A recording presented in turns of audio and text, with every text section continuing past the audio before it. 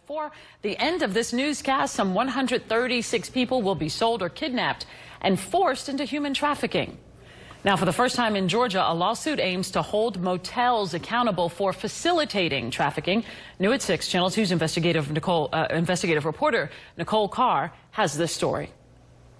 We've been on plenty of Metro Atlanta raids targeting alleged sex traffickers, and now a newly filed federal lawsuit is targeting the hotels they believed helped those traffickers abuse women by turning a blind eye, serving as lookouts, and pocketing cash for keeping quiet. Our clients and other victims out there in this sex trafficking world, they are sold repeatedly over and over and over at these hotels. It's just unfathomable that in this country where we are, that people are living under these conditions, and that these hotel brands knew about them to an extent, knew that this is what was going on, and were okay with it because they were making money. 4 Metro Atlanta hotels are named in the suit filed by a Duluth-based firm on behalf of 4 Jane Does. They include a Lakita Inn in Alpharetta, this extended stay Hometown Studios in Chamblee, an extended stay America off Hammond Drive, and this Smyrna Red Roof Inn. That's where one victim says she was openly sold for sex 10 times a day over the span of 3 years.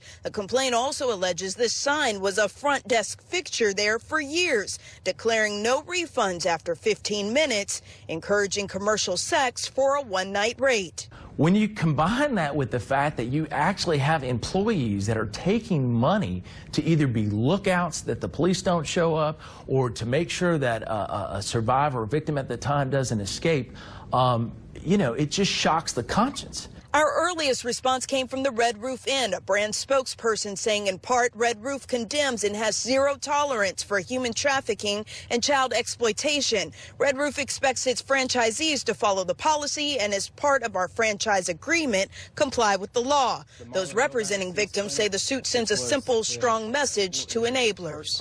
You don't have to tolerate what's intolerable. Now, we have not heard back from the other hotels yet, and I asked these attorneys what made these Jane Does come forward in what's really considered a landmark case here in Georgia, and they say the answer is simple. They want to help someone else out. We're live in Cobb County, Smyrna. Tate Carr, Channel 2 Action News. All right, Tate, thank you. Now, for years, we've told you about the high number of human trafficking cases here in Georgia, of course, including sex trafficking. But why is the number so high here? The state website Georgia Cares says it's because of our airport, Hartsfield-Jackson Atlanta International, the largest airport in the United States and the busiest, making it ideal for traffickers. We're digging deeper into the numbers. The National Human Trafficking Hotline says it's received 375 reported trafficking cases in Georgia this year. And of those, the majority, 255, were sex trafficking. Another 26 were sex and labor cases. The top places for sex trafficking were hotels and motels, home-based commercial sex businesses, massage and spa businesses, escort services, and online ads.